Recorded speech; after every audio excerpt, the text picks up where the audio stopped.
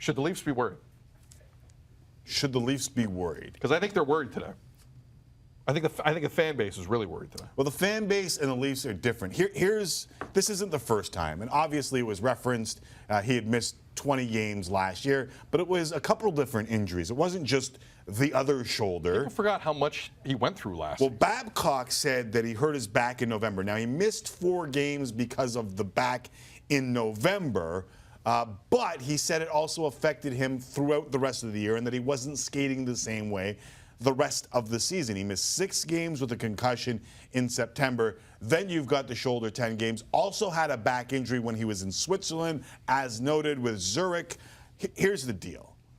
You do not like your young star to start piling up injuries because in the end, while it might not be reoccurring, you also sometimes as an athlete overcompensate for one injury and end up running into that problem where you're injured time and time again.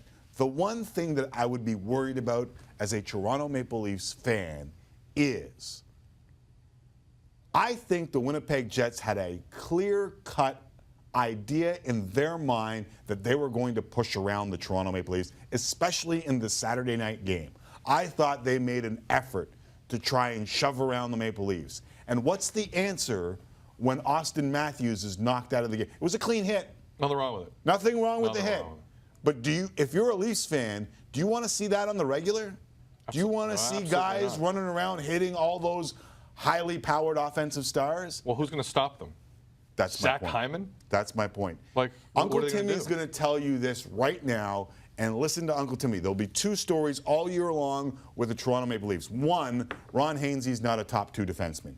2, are you going to sit around and watch teams run at your stars repeatedly? You can punish them, as the Vancouver Canucks did when they made a run to the Stanley Cup final with your power play. You are so skilled that if teams step out of the lines, you can punish them with the power play. Question is, like here, what happens when they don't step out of the lines? What do you do when they are within the boundaries of the rules punishing your great players? And I don't know what the response is from the Toronto Maple Leafs, as we saw last year in the postseason against the Boston Bruins early. What scares me is that it's not like he's being reckless in that moment. No, not at all. He's playing hockey. It's not like Wendell Clark back in the day where you're like, Wendell, you got to relax. Right. You're really good, but like relax. He was doing nothing out of the ordinary. He was going to the net. Or many other power forwards who who had careers cut short. Yeah, suffered the same fate. He was doing nothing of that sort in that moment. Right. And I mean, we now have issues with both shoulders here. This is National Hockey League, man. Those shoulders are just beginning to get hit. Okay. And I remember, Tim, he had the 10 goals in 6 games to start the year. It wasn't that long ago. Yeah. And everyone's like, give him $13 million now. Right. Where are those people today? Well, I think a lot of them are still out there, but I think there's a lot of other people going. Just the dumb ones. I think there's a lot of other people going, hold on. Well, I just think this is not, as you illustrated, this is not an isolated case.